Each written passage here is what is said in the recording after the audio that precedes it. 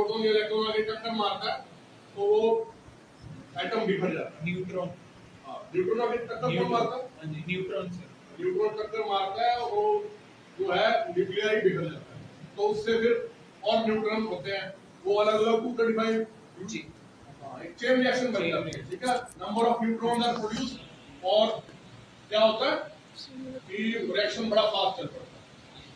ठीक है, अब मैं एग्जांपल देता हूं आपको, चेर्नोबाइल न्यूक्लियर रिएक्टर एक्सीडेंट। सुना है आपने Chernobyl nuclear reactor accident? Anybody? आपने कुछ सुना?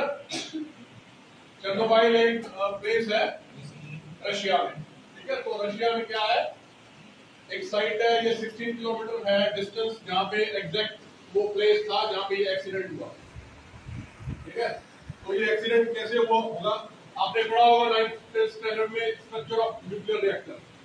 ठीक है, तो उसमें कंट्रोल रॉड्स होती है।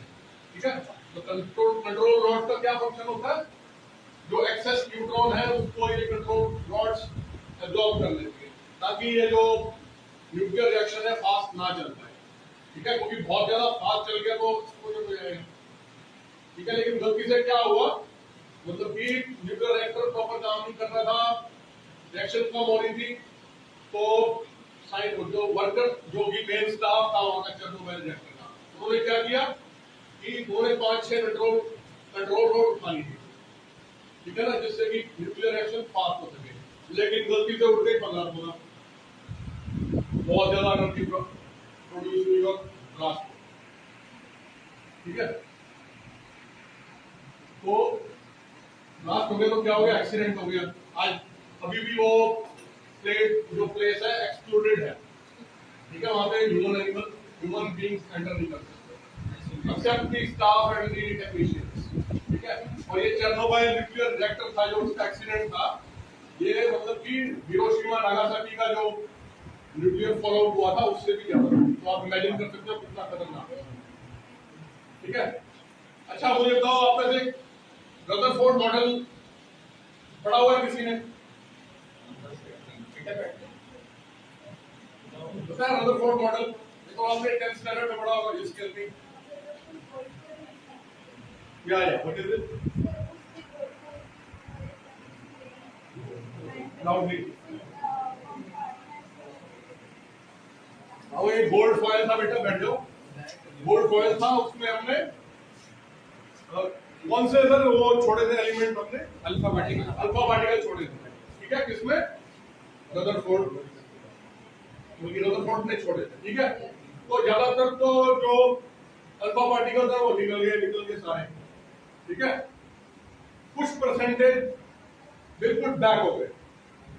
ठीक है, ज्यादातर निकल रहे हैं। इसका क्या मतलब है, ज्यादातर जो आइटम है वो खाली है, थोड़े परसेंटेज से बैक हो रहे हैं। ठीक है, तो मतलब कि इसके अंदर कोई ऐसी फोर्स है जो कि रिपेल कर रही है। ठीक है, तो इससे क्या पता लगा कि structure of the atom by Rutherford. ठीक है, इसके बाद एक और एक्सपेरिमेंट किया कार्लसन और टीम ने, वो डिफरेंट एक्सपेरिमेंट था। ठीक है, उसमें क्या हुआ कि हमें रेडियस ऑफ न्यूक्लियस का पता लगा।